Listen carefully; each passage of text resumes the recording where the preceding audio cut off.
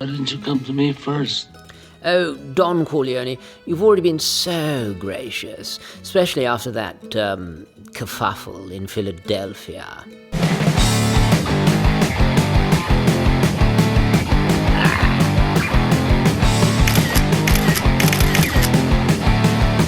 The problem is that pesky TGV won't have me on his YouTube channel again. What is that? Oh, Don C, it's the new TV. I hear he's having that Marc of Long Island Watch on his channel again. It should be me. That I cannot do. Oh, Donny, darling, please, I beg of you. I can't remember the last time that you invited me to your house for a cup of coffee. If that's all it takes, Tiddlywinks and I will have you around for tea domani. Oh, and don't forget to like my video when I'm back on TGV's channel. Toodle pip.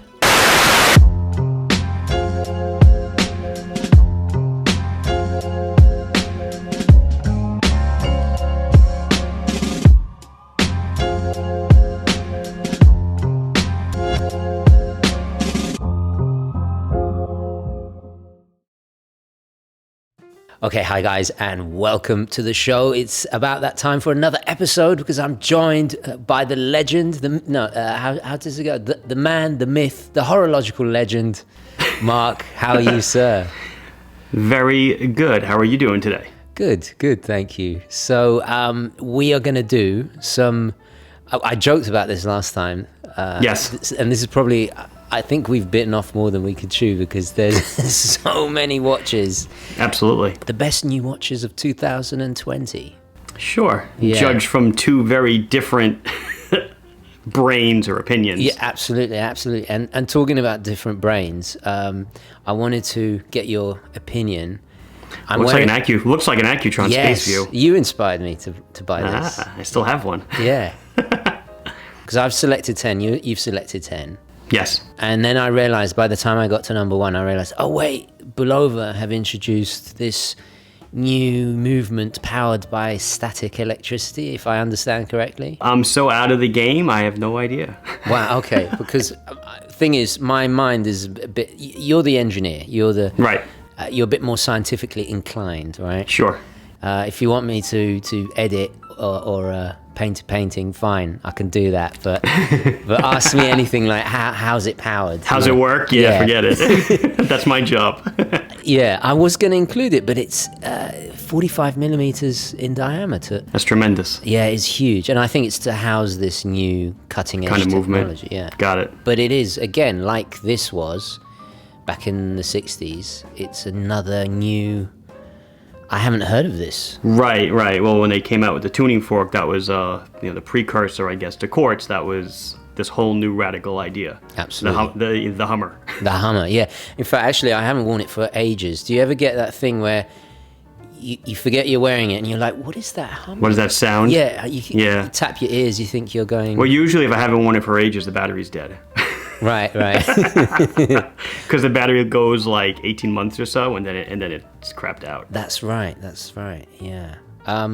So what is your wristwatch check today? Oh, well, thank you for asking. I am doing my SQUALE Matic with the polished Nice blue on the white strap. Kind of like a great summer watch. I kind of forgot I had this watch, and then it made a sneak appearance a few weeks ago. And then, of course, I'm wearing an Islander. White dial, blue bezel. Love it. Have I seen this Islander, this particular one? You know, if you've probably definitely seen it on Instagram, that's for sure. Right, okay. So yeah, nothing new. Nothing new on either wrist. You're still in summer mode? I'm still in summer mode. It got cold the last few days. It did, didn't it? And yeah. I was going sweatshirt, and then I think today it's nice and sunny. It's supposed to be like 70-something today over here. Yeah. So I'm back into a t-shirt. Nice. I like your t-shirt, by the way. Einstein, yeah. Yeah, it's a famous picture. It's actually a funny story how this picture came out. It was his 70-something birthday, Einstein. I want to say 72nd. And I think this was in Princeton, not sure. And he'd been smiling all night for photographs. And he got into a car with couple of other important people or whatever. And while he was in the backseat of the car, this photographer just yelled out his name, Mr. Einstein, Mr. Einstein. And instead of smiling, he turned and stuck out his tongue. Right.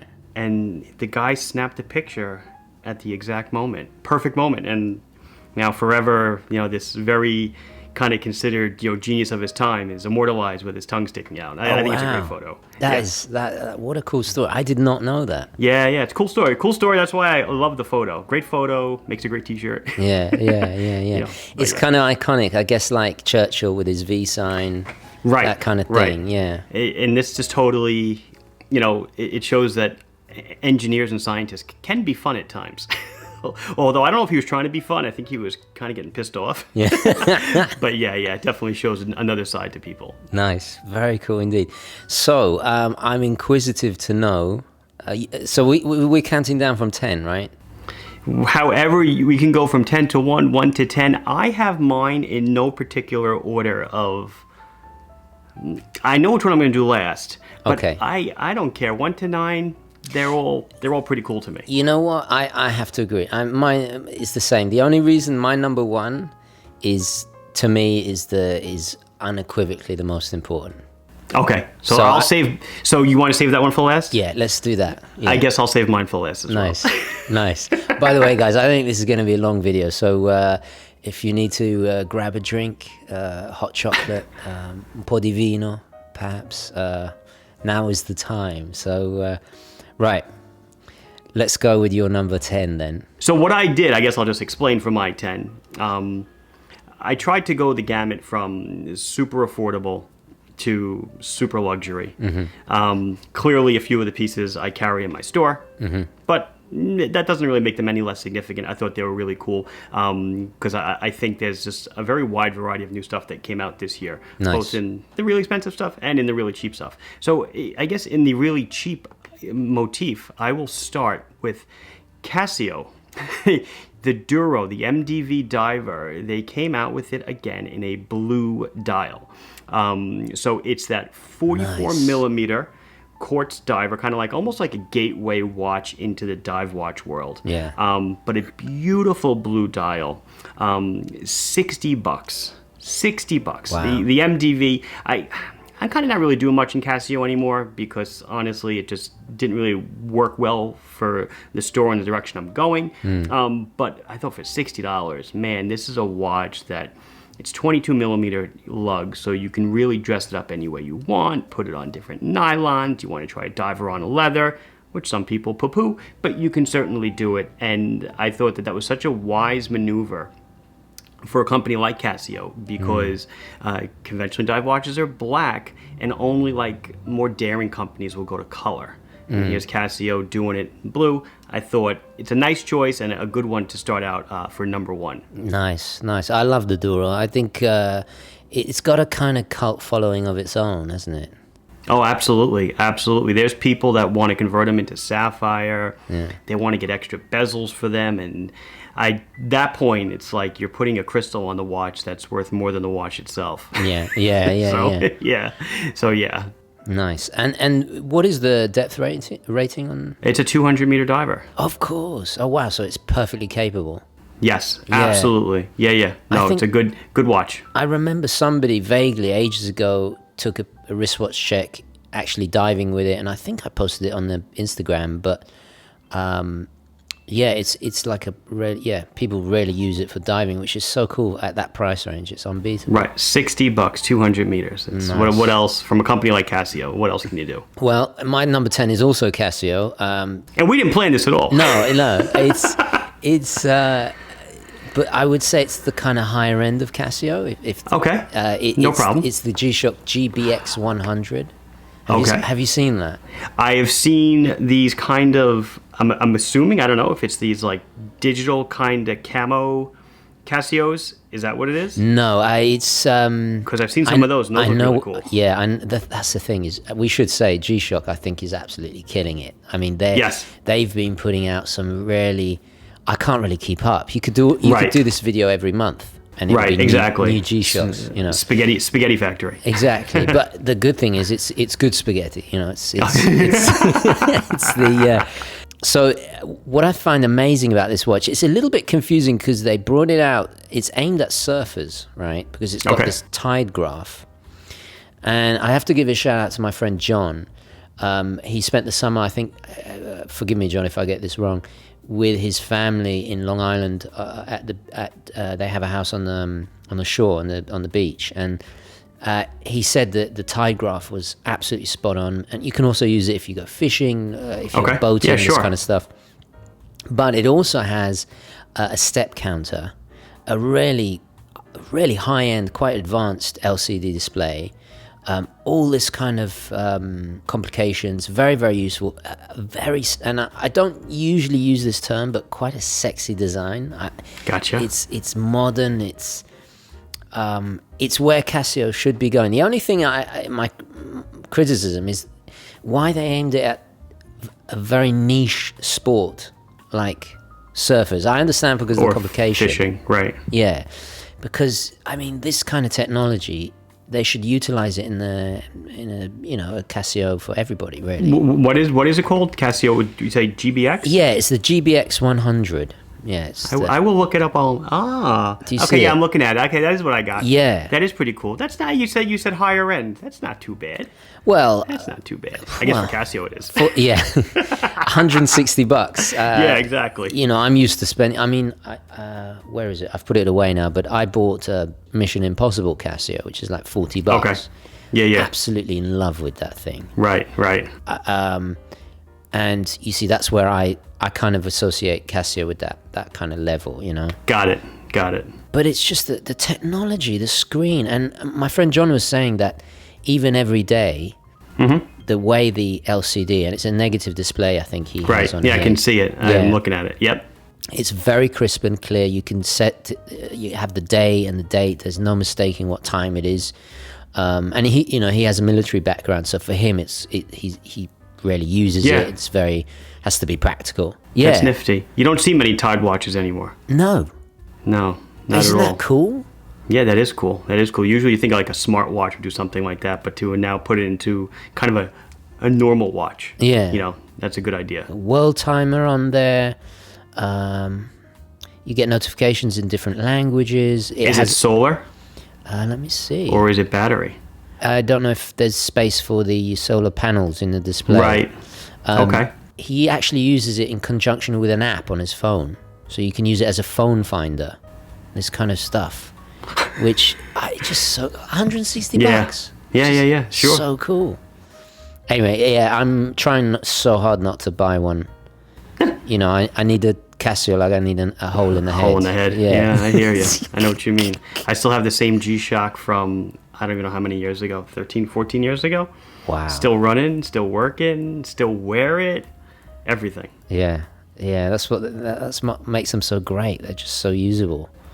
Absolutely. Right, so tell me about your number 9. The Grand Seiko SB DJ 237.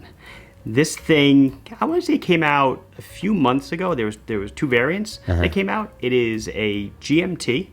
It is a high beat GMT, but their use of blue and white.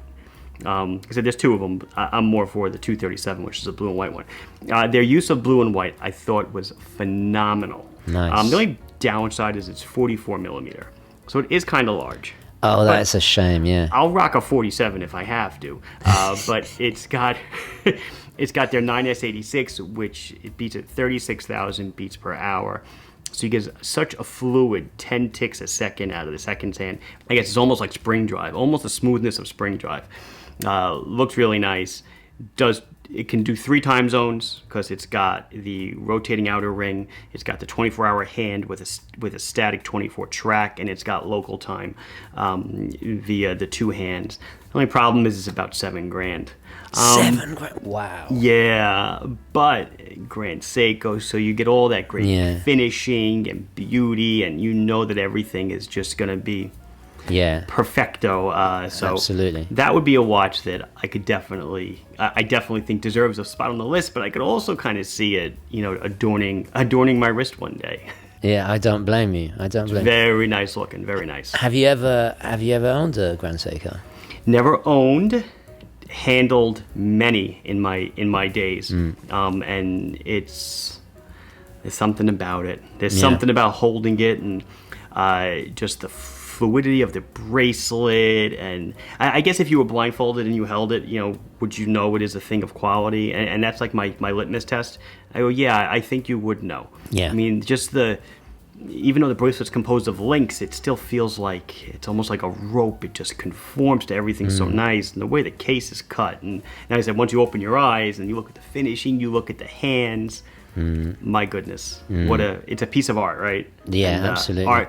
Art for the wrist. Unfortunately, I think it's kind of they're making headway in the States. Grand Seiko separated from Seiko. This is the same company, but they kind of separated the name out of Seiko to make it like its own line a couple of years ago. So they're trying to elevate the line. But here in America, Seiko is a brand that's in the mall in Macy's. Yeah, it's still associated. $200-$300. Yeah, that's what people associate with it. So if you're, and again, I always say this: don't care about what other people say. Care about what you think about.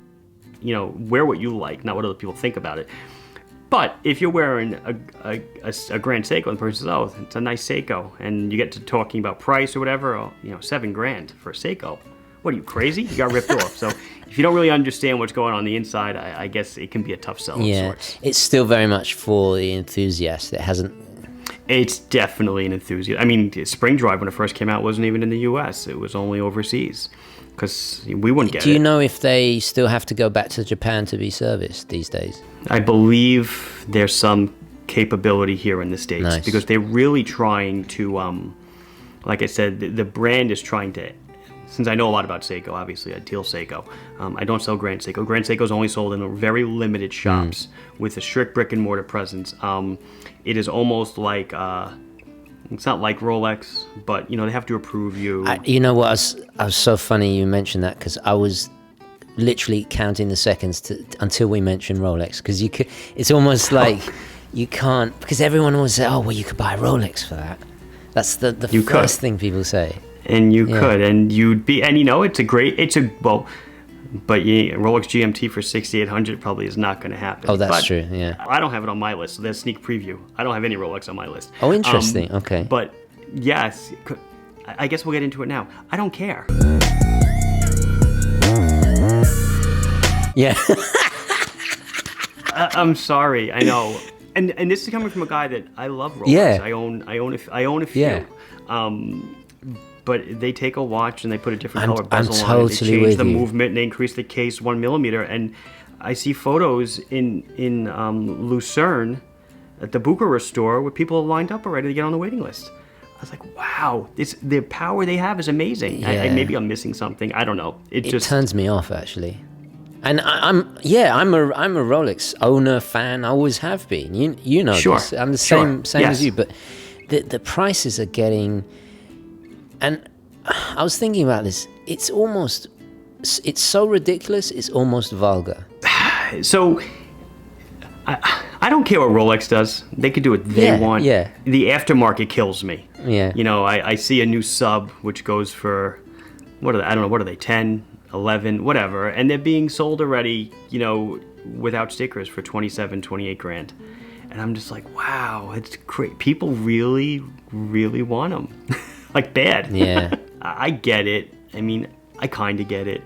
And again, I won't defend them, but I'll say that when you make physically everything that goes into the watch, it's very expensive. Yeah, absolutely. Nobody, Seiko, Patek, Rolex. Actually, yeah, can you even consider Seiko? I mean, Seiko offshores a lot of their cases. But these guys are literally doing everything from smelting, the metal and the gold for their cases to making springs, screws, parts, everything. And it's amazing, and it's extremely expensive. And obviously you control the whole process from start to finish, which makes it very pricey. But some of their new releases sometimes just crack me up. They take the same watch, they throw a different color dial on it, and the world explodes. Yeah, I know. That's what also irritates me. It's and we'll get into this again because I have a Tudor in my list. Do you have any Tudors? Okay.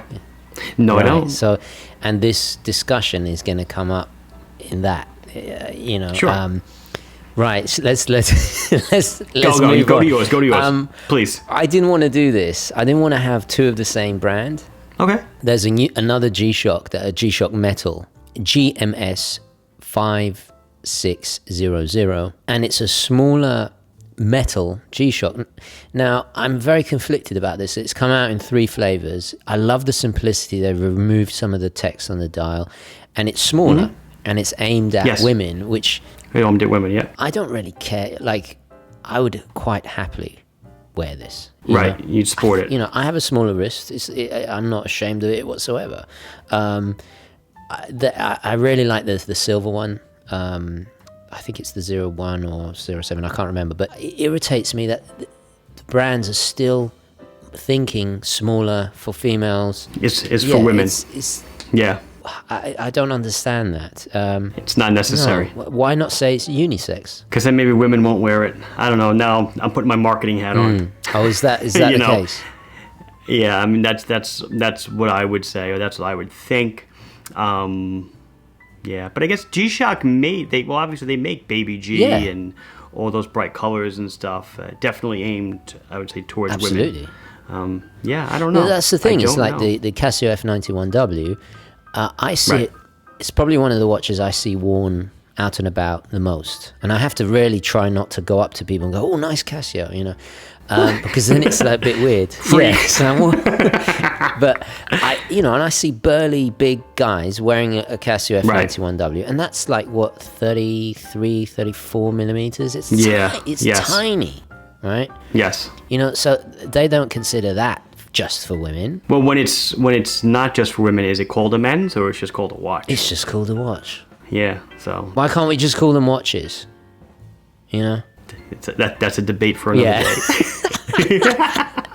It's funny. I think that a lot of these watches are sold to the population that doesn't care about the size. They just look at it and say, "Oh, okay, it's for women, then I'll buy it." Oh, really? Is that how it is? I think, yeah. I think that's how most watches are purchased. People think a watch is, they'll look at the size or they'll have no concept of what 40 millimeters is. So if Casio tells me it's good for a woman, well, then it's good for a woman. Right. But yeah, it doesn't, but you're right, it doesn't, maybe the rose gold one is it's a bit feminine. But the silver one is not feminine at all, right? It's like a woman wearing a Midsize Seiko, SKXO13 or something, which happens all the time. But how big is this G-Shock? I can't really see it really quickly. 49 lug to lug, 49.6. It's still kind of, well, the lugs are big. But 43 millimeter diameter, so what is the average G-Shock? It's those bulky plastic cases, I guess. They have to have it for the 10-layer G-Shock protection system. But the difference is they've managed to shave off the height to 12.9 millimeters, which is pretty thin. Okay. Right. Oh, that is thin. That's thinner than a diver. Yeah. So this thing has 200 meters water resistance. Yeah, they usually always are. Which is, that's great. I'd rock that. Right, let me purchase this right now. Yeah, sure, I'm sure you are. Add to cart. That's why I sold my previous metal G-Shock, because I didn't mind the size. I could pull it off, but I was doing cardio with it, and its weight was top heavy, so it'd rub against my wrist, no matter how... Gotcha, and irritate you. So I was like, I went back to plastic. Right. Makes sense. Yeah. Anyway, sorry, I forget we're doing a show, and I'm just talking to you. Yeah, I know. And then I actually thought about that before. I'm like, I kind of forget we're recording this, aren't we? Right, yeah. So what are we doing? Yes, watches. Hi, I'm Marc. So do you want to go next? Sure, I'll go with my next one. So now I'll go... This is number 8, right? Yeah. Jesus. You're going down backwards? 10, 9, 8? Yeah. Yeah, for me it's number 3. For you it's number 8. Oh my goodness. Okay, I'm going to go with... it came out this year. Brand Formex that I carry. Nice. Released the Essence watch, but they did it in carbon. In a carbon case. Carbon composite case. Wow. So today is Wednesday the 23rd. Yesterday, I released a video they did a meteorite dial in carbon and in stainless steel. And one of my poorest performing videos, like usual, Formex turning a lot of people and they don't really watch the video. Doesn't matter. I think I sold out of all the watches. It's amazing how they do. They're beautiful watches, and if you can appreciate them, then it's all the better. Anyway, so this was the Ligera, which is a carbon case watch with they're making 3 dial colors. I'm picking the blue dial. Of course you are, because I love blue. It's a beautiful blue. But it's got so much going for it. So it's a carbon composite case. You said in the beginning I'm an engineer, so I can appreciate what it takes to make a carbon case watch. It's not just like go mine carbon composite out of the ground and it's quite difficult to work with. Machine right? it. It's quite difficult. They have to obviously get the block, which is a whole layup or an injection process. And then you have to machine it, which is extremely difficult. Eats tools like crazy. It's got zirconium oxide or a ceramic bezel, ceramic crown. It's got a suspension system on the case so that when you bend your wrist, the case pops up a little bit and it gives you a little bit of give back, as opposed to like having. It's almost like it's on elastic. And then the clasp is adjustable. You just squeeze it and it slides in and out. It gives you almost like a glide lock, but it's accessible from the outside. So you don't have to take it off? You don't have to take it off. Wow. They're pricey, and they're COSC chronometers. Wow. So it's a certified chronometer, and they're about $1,600. But they're so light. I think this was like 67 grams, 70 grams. So super light, super comfortable. That is impressive. A little bit pricey, but beautiful, beautiful use of color. So I please forgive me. I'm a little bit ignorant of this brand, but That's okay. are they a micro brand? I think you'd probably classify them as such. They were around, going back years ago. I want to say at least a decade ago, and it was either bought over. It kind of went dormant for a bit, and I think it might have been bought over by this Raphael, this new guy in charge, who's also and I believe he's an engineer by trade. So he knows a lot about watches, and he's kind of reinventing the brand. They used to be known for like really big and honking chronographs. That's what they kind of did, big cases and everything. And I don't know, that doesn't appeal to me, even though they might have been Swiss autos and stuff. Always a made in Swiss, always a Swiss-made brand. But now this guy's gone and kind of done the more elegant version of things. It's a dress watch, but it's a sport watch. It's light, it's comfortable, doing really cool stuff, like I said, with the materials, with the composites. They made a deploying clasp. I'm trying to remember. It's a carbon fiber also. I featured a video of it. I want to say like 40 of them. I sold all 40 within hours. Wow. Because it was such a cool clasp. It had an adjustment feature to it and all this other stuff. It made it super. Just a lot of engineering and a lot of cool stuff going on inside the watch. So from what I've seen of them stylistically, they're very kind of like futuristic. Yeah, well, so a lot of the older ones were kind of like that. Like I said, big and chunky and elaborate use of materials and stuff. I'd say the direction they're going now is more subdued. But still, like I said, using a lot of smarts and using a lot of brains in design. And I would say people either love it or hate it. I know people trash on, they don't like the name.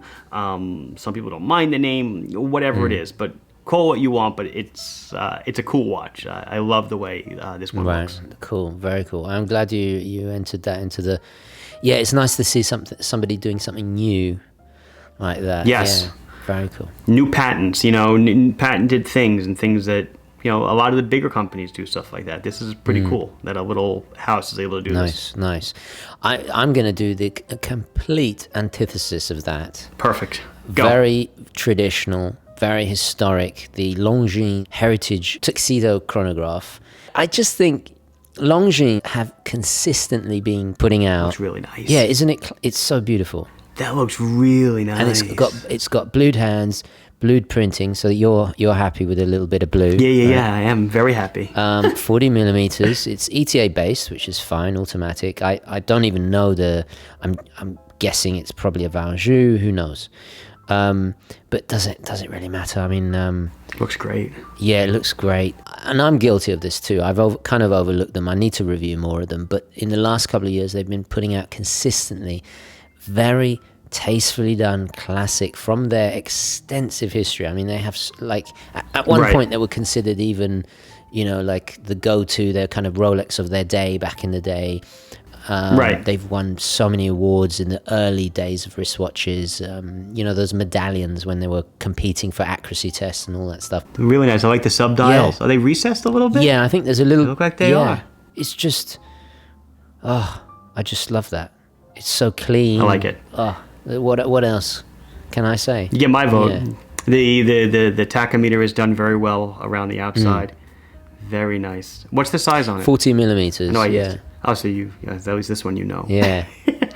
That's a great size. Yeah, I'm gonna have to. Great. I'll reach out to somebody and if I can get one, I'll definitely review that. It looks really nice. I love it. Looks a little bit of a Calatrava bit going on there. Yeah, and I think they have modified the movement to extend the power reserve. So it's a little bit more refined than just plonking in. Drop and go. Yeah. So I'll see your chrono and I'll raise you a chrono. Okay. Right. So this is a watch that, not this particular version, but the version that came out a few years ago. I always wanted one. I still haven't gotten one. The Zenith Chronomaster. Nice. So they came out with a new one this year, the Revival Edition. It's that same, oversized 3-register, 3-sub-dial chronograph. Except this one, where usually I think the original was like a blue, a gray, and a darker gray. This is 3 blue registers, all of different shades of blue, which they found, in the attic. Kind of like how you say Longines is a rich history, Zenith, Absolutely. a lot of rich history. So there was they found one of these dials in the attic and they recreated it. So I dig that. First of all, it's blue. Yeah. It's beautiful. So what's there not to love about that? I was going to say, and Zenith is completely in-house, right? Yes. Well, so they still make, so it's the El-Primero movement, their chrono movement, and again, just like the Seiko I did before, it's 36,000 beats per hour. So you get 10 clicks per second on the seconds hand and on the chrono as well. So super smooth, 38 millimeter, which there's not many people that can make a chrono in that size and still make it very legible. Rolex, almost does a great job, almost 38s. Zenith, I think they just do a bang up job. $8,700. I like to give prices just because, hey, just so people know. $8,700. I don't think it's horrendous. You could get the original Chronomasters for a little less, and now they're on the used market. Considering it is in-house, considering it's a very historically important movement.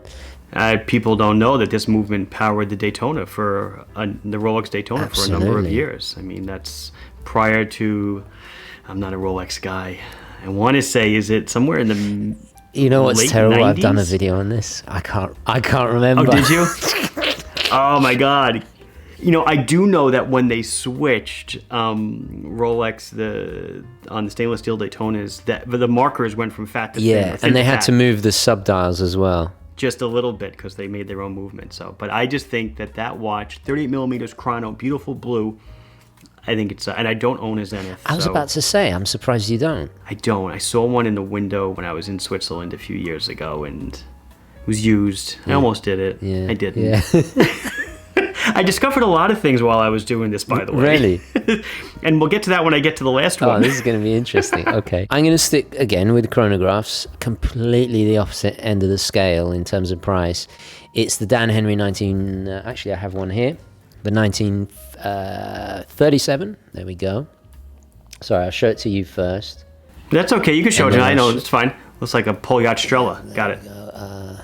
So it's a sector dial. Love it.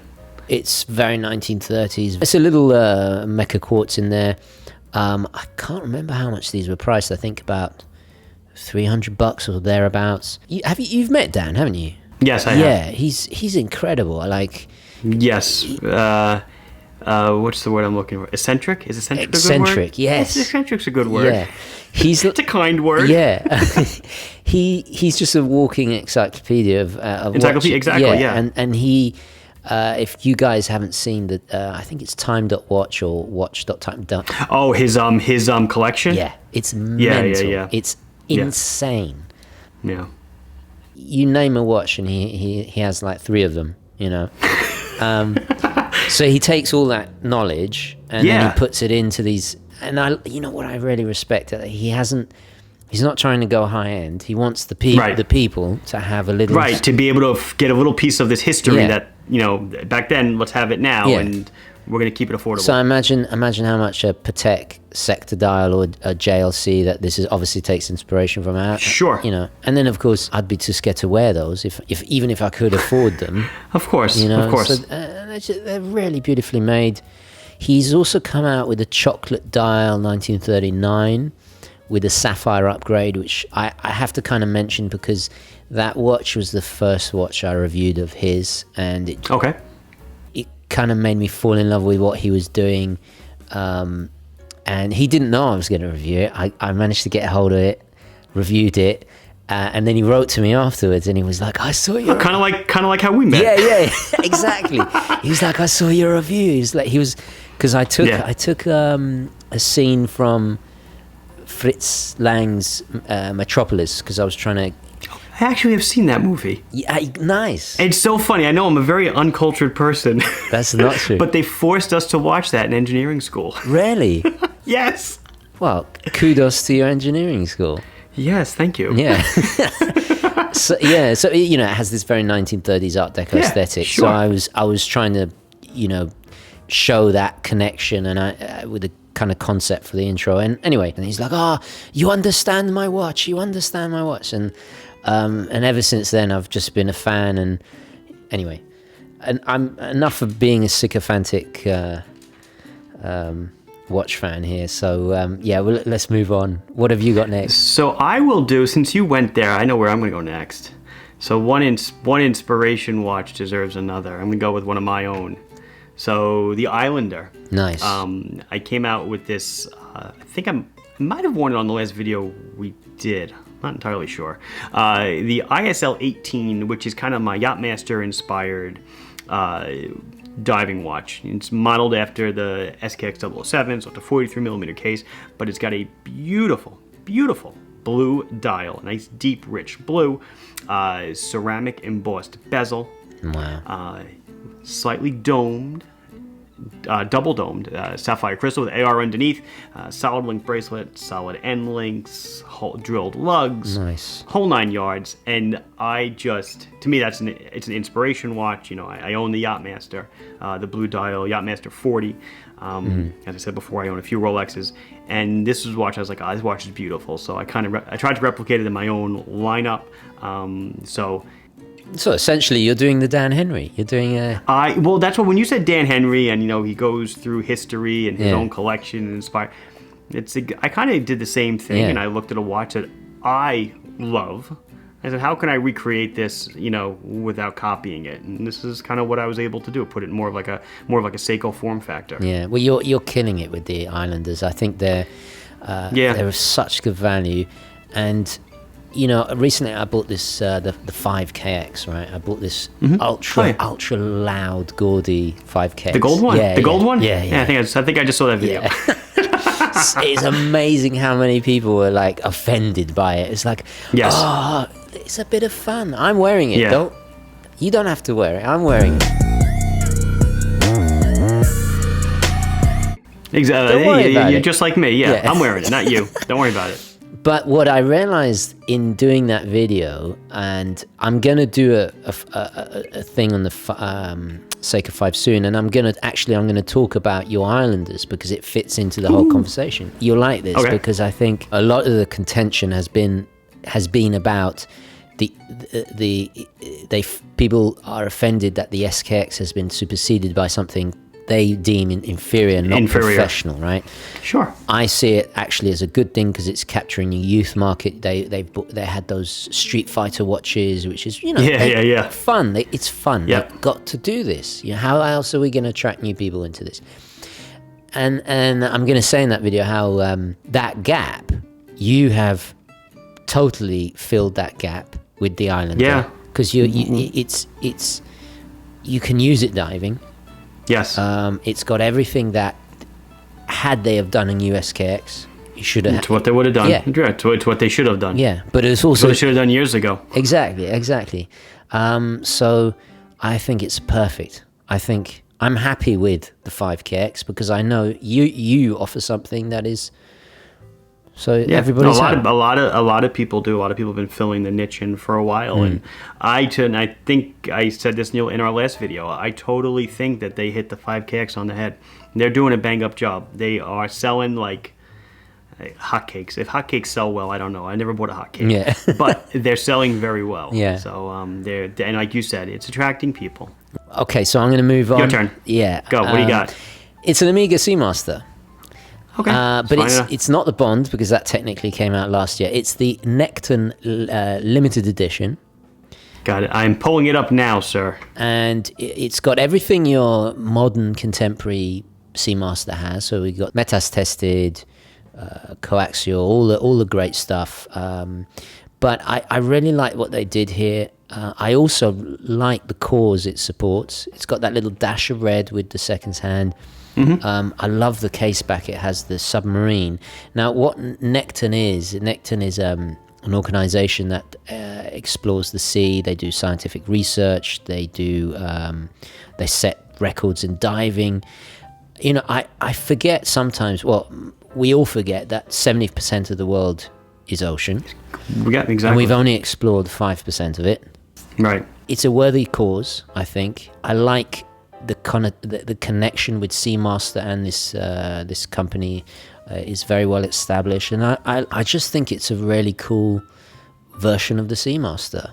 I like the dial. Yeah, it looks really nice. Nice waves. Yeah, I love the sculpted grade 5 titanium bezel instead of doing the liquid metal or whatever it is. Yeah. It's just cool. Embossed. Yeah, it looks nice. I like it. I dig it. Yeah. I dig it. I think Amiga is kind of like coming back up. I think as Rolex start to become so, in another stratosphere with prices, and if you really think about it on paper, the Seamaster, the contemporary Seamasters, they're such rugged, high quality, beautifully designed. The history, good value. Yeah, they're completely in-house now because they weren't before, but they're great. Yeah, like you said, they're great value. So I think the Seamaster should be in this list. Okay. Yeah. Sorry, my little speech over. That's fine. It's good. It's good. And I think I've discussed this before. I'm actually not an Omega fan. Really? I own one Speedy. Yeah. Yeah, I own a Speedy Reduced, and that's it. I like things that are usually a little bit different. Right. And I feel like half the people no, it's not half, but when I bump into people, if they're wearing a nice watch, it's usually an Omega, and I don't know, I like to swim a different way a lot, so that's why I kind of usually buy watches that not everybody has. That's kind of it's my thing. I don't know. Yeah. I'm an engineer. I'm weird like that. So I will see your 5KX that you were talking about before. Right. But I'm going to go with what they're calling the bezel-less 5 or the dress KX or whatever you want to call it. Wait, what was that? What was that they're calling? It was dress KX. The dress KX. Who comes up with these? But I don't think the name stuck too well. Bezel-less kind of stuck, but it's not bezel-less. It has a bezel. The bezel is just smooth. Yeah. So, I don't know. Anyway. The dress KX. Hilarious. Sorry. Like you said, it's amazing that people think about this, right? Yeah. Like before, like the watch was probably released like a day and someone says, I'm calling it the dress KX. Well, it's more creative than me. I just put Y on everything. So Subby, Fly T. Oh, nice. Nice, right. Addy. Yeah. You do Addy for address, right? No, you do. Do I? Probably. I think you do. ADDY. Yeah. Yeah. Yeah. It's something my daughter would do. Everything's pink. Pinky, pink this, pink that. Yeah. So I'm going with this one because I like that they kind of reimagined. Again, the Seiko 5, they reimagined it again. They went in... It is more of a dress or an everyday all-purpose kind of thing. It's not a diver. But they did it at 40 millimeters, which I think is a size that most people thought Seiko would possibly never, ever, ever do. So, that's good. The 5KXs are 42 millimeter. So these are at 40. So they're a little bit bigger than your SNKs, which were 37 or so. So they're 40 millimeter, 4 are 36. They hand wind, they hack. $275 comes in anthracite, blue, black, and then on nylon and on stainless steel. They do some two tones. My vote would probably be for the blue dial. but you know. Yeah, of course it would. Unblew No everything. surprise there. Right. But nevertheless, I just think they did a really good job. And again, reaching out to another I guess plethora of people, or another genre of people that they can get with this watch. It's very purposeful. It's not too specific. It's not just glance, a diver. It reminds me a little of the was it the 36mm Tudor blackback? Yeah, exactly what it is. Exactly. You put snowflake hands on that thing, that's pretty much what you got. I think people are going to start doing that probably. I'm waiting for that to happen. Yeah. Cool. But yeah, that would be my vote for the next one. I think that I think they hit another home run with that one. Absolutely. Yeah, totally agree. Right, I'm going to go French now. Oh. Yeah. Oui. Oui. Mon Dieu. I recently added the Yema Superman to my collection. Amazing, French-made, great history, suppliers to the French Air Force, which is a bit strange because it's a diver, but it kind of makes sense because it's rugged and they wanted to go French. So and that at one time they were their premier watchmaker.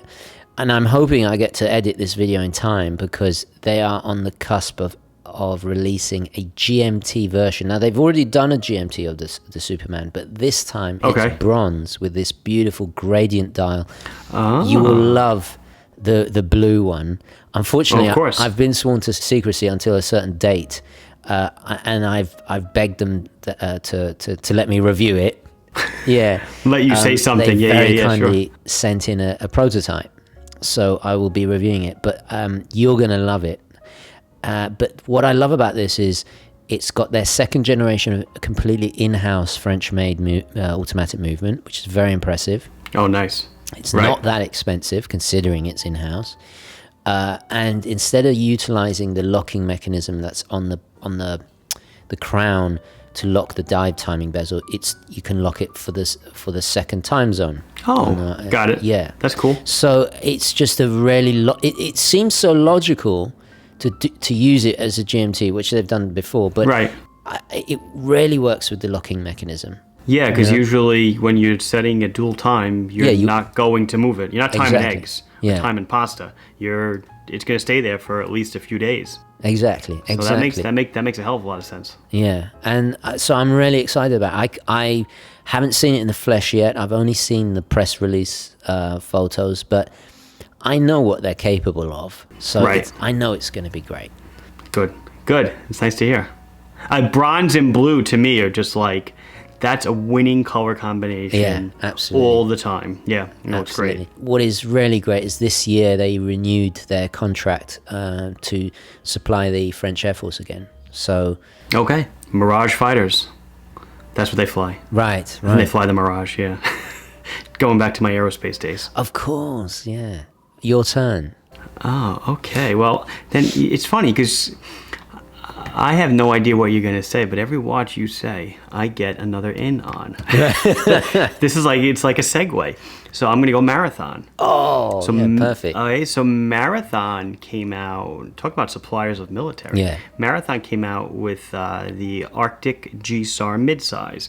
So I'd say Marathon is most known for its model number WW194006, which is their 41mm Gsar search and rescue watch, Swiss automatic, chunky case, beautiful bezel. I know you've reviewed them before. Yeah, built like a tank. Bracelets are amazing. Exactly. So they do make a mid-size version, 36mm, and then this year they came out with the Arctic, which is a white dial.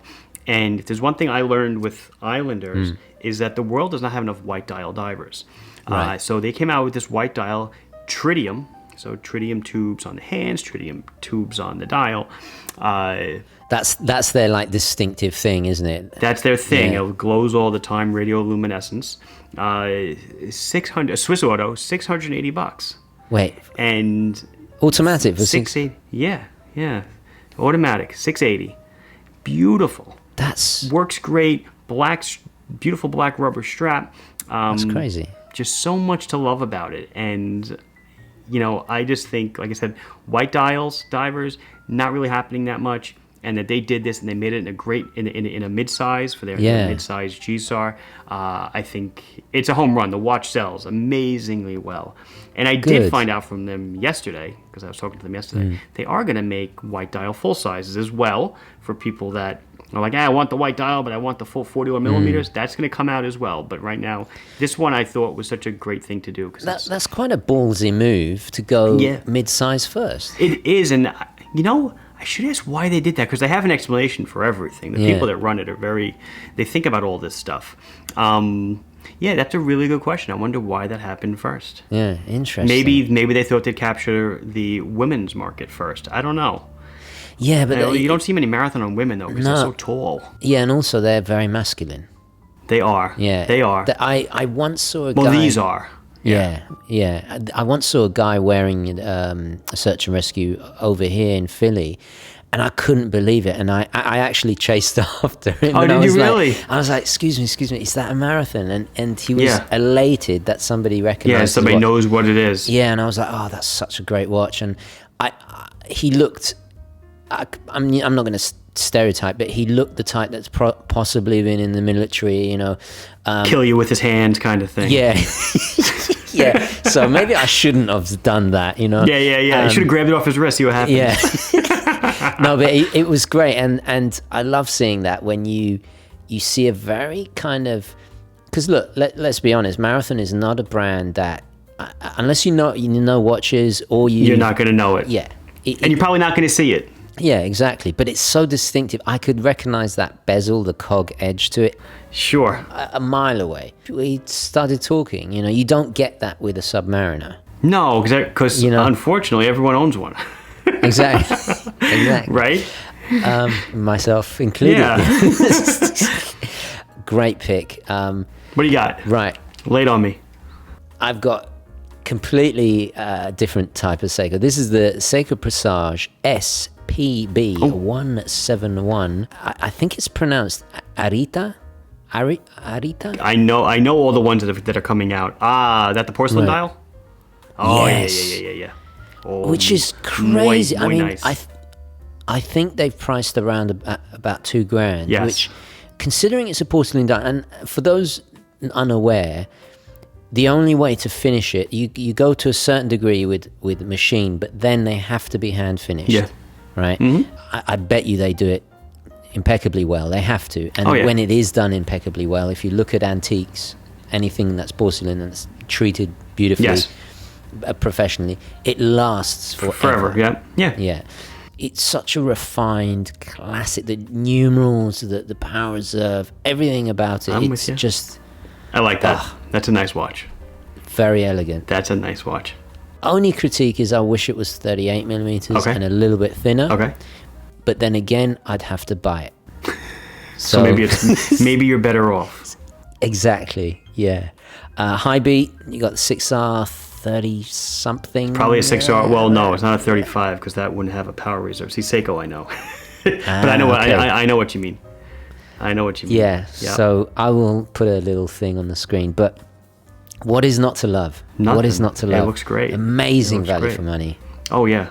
No, I love it. Yeah. Their porcelain dial, the way they do their dials, their real high-end Presage dials are so nice. Yeah. Very nice. Right. Your turn, sir. Let's see. How many do I have left? One. I've got 3 left. I have 3 left.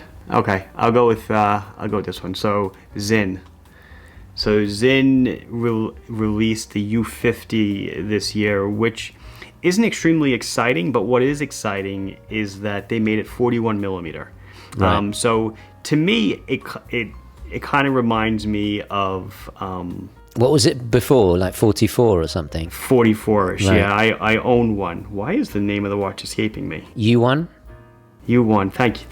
I don't own U2. I have a U1. I have a U1 and a 757. Right. So I own the U1 with those Minecraft hands that I call them. Yes. And so right? That's exactly what it reminds me of.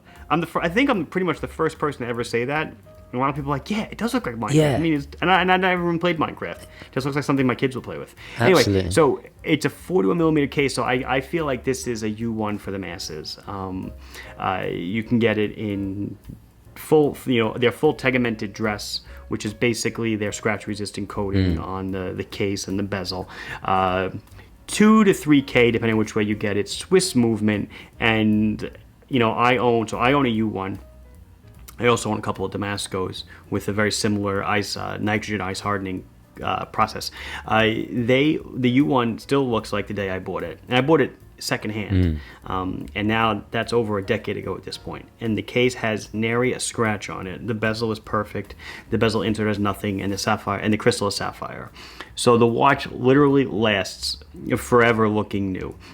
So I think that this was a great choice for them, because I think a lot of people would wear a U1, but they were always just too large. Because not only, like I said, 43, 44, it's big, but they're also thick and beefy. The lugs are big, but now we're bringing it down. 41. I think it's in I don't think the price was ever really a problem so much. I think it was really just the size. Sorry to interrupt. I'm pretty sure they also supplied the German police divers, if I recall.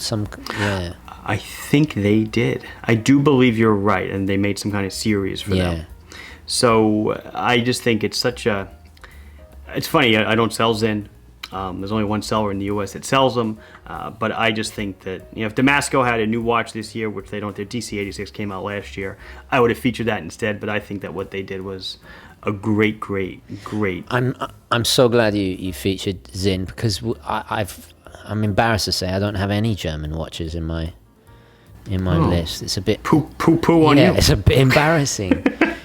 Well, maybe they didn't come out with anything good this year. Last episode I said Entschuldigen, and I'm going to have to say it again. I'm very, very sorry. Oh, yeah. People corrected you, so that was good. Well, they helped you out better than me. Right, number 3. I'm going to go, this is I think my only high-end, and this is really high-end because it costs about 50 grand. It's the AP Remaster 01. Have you seen this thing?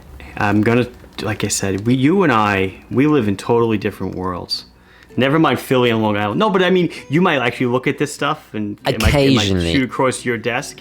It doesn't. Occasionally, I only looked at this because it's very much me. It's got blue hands though, so I'm already liking it. There you go. What I like about this is the story behind it is kind of interesting. Nice. Apart from its very, very Art Deco classic 1940s styling. Yeah. AP only made about 300 chronographs, and in total, right, in the first half of the 20th century. So, which is a very low amount. It's not their thing. No. When they did, they went for astronomical amounts at auction, right? Okay. It's a recreation of one of their models from the 40s, even down to the way they signed Genève under the name. Yep. I'm an AP fan. I own one of their. Okay, let me. How do I explain this? AP, in my opinion, is one of the greatest Swiss watchmakers or watchmakers in the world. And I feel they don't really get the recognition because everyone thinks Royal Oak. Royal Oak. Yeah, Royal Oak, which is fine. I adore the Royal Oak. I've reviewed it. I've owned one, flipped it, actually made a profit, which was ridiculous. But, so I'm a fan of that as well. But the AP I still own is very classic. It's an enamel dial, Romans, moon phase, and I feel they get kind of forgotten about. They're more classic. Got it. And then I think it was last year they came out with this Code series of watches, and everyone was just so upset because it wasn't. I'm not a fan. It wasn't my cup of tea either. But I like that they're going back to the real classic stuff. Before the 70s, before Genta even, because Genta was actually working with them for quite a while before the Royal Oak. That's not the only watch that he made with them. He ever designed, right. So there's all this history, which I'm glad they're going back, because I think the Code was a bit of a misstep for them. And I think this is the Audemars Piguet, this is what I want to see them do. So the only thing is, I think it's limited amount. I can't remember the precise number, but and they're about 50 grand. So yeah, I'm never going to own one, but I from afar just imagine. You can appreciate it. Yeah, just imagine them doing column wheel chronograph, all the hand finishing, all the decoration. Nice. It's just stainless and pink gold. Yeah, I'm not too mad about the two-tone. It's okay. But got it. You know, I could live with it. It's only 32 millimeters. Oh, that's the movement's 32 millimeters. I was going to say the watch. Yeah, I think it's 40. I'm pretty sure it's 40. Yeah. But very nice. Just beautiful. Dig it. Yeah. Right. Nice pick. Thank you. Nice pick. Water resistance 20 meters though. For 50 grand though, are you wearing it in the pool? Yeah. Oh, yeah. Okay. I'm up to number 2. Yes. Number 2. Down to number 2. Down to so I have gone with a SQUALE. Yay! I'm going with a watch that was released this year, of course, because I had to. The T183, which was shown in Basel in 2019. It's the black and red watch. They come out with the black and blue one, actually. I should be getting it like next week or two. But the first one was black and red. What's really cool about it is that the case is a layup. Again, another carbon composite layup, but they've laid up carbon, which is black, or carbon epoxy, and then red fiberglass, every X number of layers. So you're left with a sandwich of black, red, black, red, black, red, black, red, black, red. Right. And then they machine the whole case out of that. So as you rotate the watch in your hand and look at it, you see the delineating lines of black and red. So it runs through the lugs, it runs around the hood of the lug, it runs through the case, it runs under the crown, and it's consistent. And where there are like angles milled away, the red might become a little bit longer because you're looking at the hypotenuse of a cut rather. So I'm presuming each watch is different. You know, yeah, in a way, yes, but they're all probably similar enough that you wouldn't be able to tell that there's a difference unless you really put a loop to it, because they're all cut from the same blank. Okay. So I would say they're all going to be fairly similar, but you would be right. There's probably a little bit of difference between each one. Cool. There has to be something. But you know, again, a Swiss Auto, about $1,200. It's the same price as your regular. It's a little bit more than the 1521. And about the same price as the Matic I'm wearing. Well, that's fair enough because it's going to cost more to produce. That's gotta cost a bucket to produce. It's crazy, and I just think and then the strap they put it on is like a black and red strap, kind of like a sailcloth. That's precise. Yeah, that is precisely what I love about SQUALE is that they're flamboyant, they're playful, they don't take themselves too seriously. It's like that kind of love of life. It's very Italian actually, and yes, but even though they're Swiss, but they have that in their lineage. Yes. Yeah, so cool. Yeah. I love it. I love it. Such a cool watch, and of course it's light. So, go on. What is your number 2? Well, it's another Swiss diver. Yeah, it's the Tudor 58 in blue. Oh, I should have known that was coming. I don't even know why I have to look that up. I know that. Yeah. So, I did talk about this book in my. Can you see that? Yeah. The Marine Nationale, the watch history book. In my top 10 watch books video. Yeah. Reading this and realizing just how much military involvement Tudor have had, it's by far more numerous than Rolex. In a way, the blue symbolizes a connection to that because it was predominantly the blue ones that the Marine Nationale had. I think it's a really nice color. I think it's a logical step. I think it's affordable compared to going vintage Rolex, you know. Sure, absolutely. I want to read you this comment somebody wrote about Tudor. They said, for people who want vintage Rolex without paying vintage prices. Right. And it's absolutely true. And I think Rolex... And it's weird because it seems like a safe advancement for Tudor, and it is. It's only a change of color.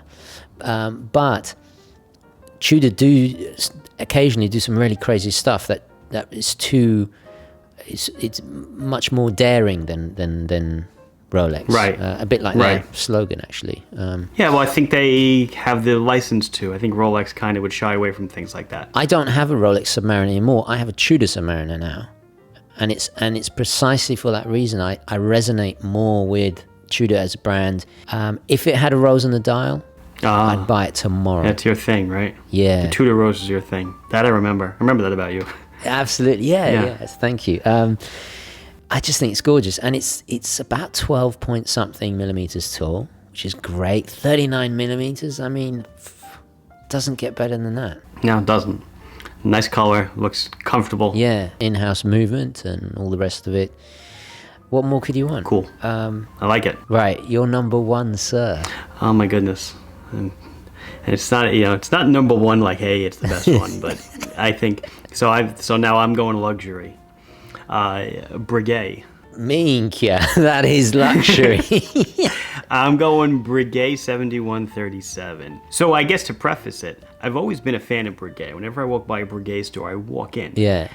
But I never really realized how much I really liked the watches until I started researching for the video. Yeah. I'm like, oh my goodness, look at this thing. Comes in two flavors, a blue dial in a white gold case. Of course. And a white dial in a rose gold case. I'm going to go the blue dial. But it's 39 millimeters in diameter. It's 8.5 millimeters thick. Oh, wow. It's got a moon phase. It's got a date. It's got a power reserve meter. It's got a $40,000 price tag. Wow. But it just, the way the dial is done, it's beautiful. The blue is beautiful. The texturing is beautiful. It's obviously got Breguet hands. The amount of information, I said this before with the chronographs, the amount of information they convey in 39 millimeters, yet make it very easy to understand, is, I think, part of the whole genius of the design process. It totally floors me. And here's a company that's founded by a man who invented the tourbillon. He has hands named after him, for crying out loud. Yeah. Overcoil on a hairspring, one of his most significant achievements. Auto winding mechanisms, all this other stuff. Just such a brand so steeped and rich in history. Absolutely. I wanted to finish with this one. Yeah, I totally get it. 40 grand, it sounds like a lot. Sure, it is. But it is solid gold. So if you were to maybe make it in stainless, maybe it's half the price or a little less. So it's not terrible. It's the epitome of what a watch like that and that brand does, really. Yes, exactly. And that is just, I every year, well, not this year. Usually go to Vegas because there's a bunch of watch shows out there in June, and whenever I'm walking through Fountain Hotel, the Bellagio. Right. They have a Breguet company store, in the walk, and I always walk in. I'm always just so enamored by their watches, and I just thought this piece perfect. This is my perfect way for me to end my 10 releases of the year. Absolutely in agreement. Absolutely perfect. Well, thank you. Yeah, nicely done. Right. Now let me see. Go ahead. Well, whip it out. This is my number one, and it's the complete opposite in style and function, because this thing is a tank. We're talking about the Fortis F43. Ah, okay. So I know this watch. Yeah, it's just been released. It's the culmination of about 2 years of work. They've been bought by a fan of the brand, and because they were having problems, but now they've managed to maintain their independence. They got an incredible history. I love Fortis. I often call them the most underrated Swiss watch brand of all time. I really feel that they deserve that title because, first of all, they were the first to mass produce automatic wristwatches with John Harwood, the British horologist. Some people claim it was Rolex, but it was actually Fortis. And then, they have a huge lineage of involvement in making watches for the Russian Federal Space Agency, all this kind of stuff. That's what I grew up with. I grew up with the B-42 Cosmonaut. Right. That was the watch that I adored as a kid, yeah. And then they've supplied watches to over a dozen elite squadrons of pilots. And I got a sneak peek of this last year. They took me to the Reno Air Races, and it was great because Breitling pulled out. Oris were there. Normally it was Breitling, the sponsors, but Fortis kind of took over, so to speak, and they had their racing team there, and they were really engaging with everybody, all the pilots and stuff. And I got to meet the new owner. I got to have a sneak peek at the prototype of these new watches. I was sworn to secrecy, so I can talk about you posted something on Instagram about a year ago. You were outside a plane or something. Yeah, so I guess exactly. This is where, so now it all comes together. So I reviewed one of their older pieces for that video. Okay. And I just think they absolutely aced it. Their whole thinking was to reinvent the Flieger for the 21st century. And they've got some proprietary technology of their own in the luminescence. They got this thing called Brix Track, which is like layered three-dimensional luminescence for extra legibility and luminescence. And then just the design of it. It's got so many elements of classic Fliegers. The layout's got a bezel with a second time zone, and it's just so clean, so functional, tough. I know their quality because I've owned several of their watches. Nice. Going to review Good one. choice. Actually, I'm not even going to review. I'm buying one. I'm buying one. They come out with a 39mm. So I'm. It's one of the few occasions where I love a brand and a watch so much, even if I haven't seen it, I'll put money down. And just to get one. Just to get one, because I believe in that brand so much. Oh, so it's a good reason for it to be your number one. Yeah, absolutely. Because it will be yours. Yeah, yeah, it would. And you know what's funny? When I did the sneak peek, when they finally made the announcement, they came out with the 43 first, the chronograph. And everyone was like, oh no, we were hoping for a 30 this, 38, 39, right. 40. And I couldn't say anything. I couldn't say anything because I knew it was coming. I knew the smaller version's coming. I'm very, very excited. Anyway, I'm happy for you. Well, okay, so we're going to wrap it up there. Well, thank you so much, Marc. Thank you for having me. Yeah, and I have to say again, today you're sponsoring this video. Sure. Which is a tremendous honor. Thank you very much. I love talking watches. Doesn't matter to me. Good. I mean, what could be better, right? So I'll leave it there. Guys, don't forget to add your favorite releases of the year in the comments below. I'd love to hear that. And hopefully, oh yes, also suggestions. Will you be returning for another? Sure, I'll come back. Yeah? I'll come back. Nice. Yeah, why not? Something to look forward to. We could do. We're doing this monthly at the moment, right? Yeah, so it looks like. Well, last one was a month ago, so this makes sense. Perfect. Guys, suggestions for what you'd like to see covered next month, things like top 10 divers perhaps, or I don't know, you guys decide. We'll pick out a really good topic and then we'll be happy to cover it. So don't forget to like this video if you enjoyed it and found it useful, and as always guys, we will catch you in the next one. Okay, ciao. Bye-bye.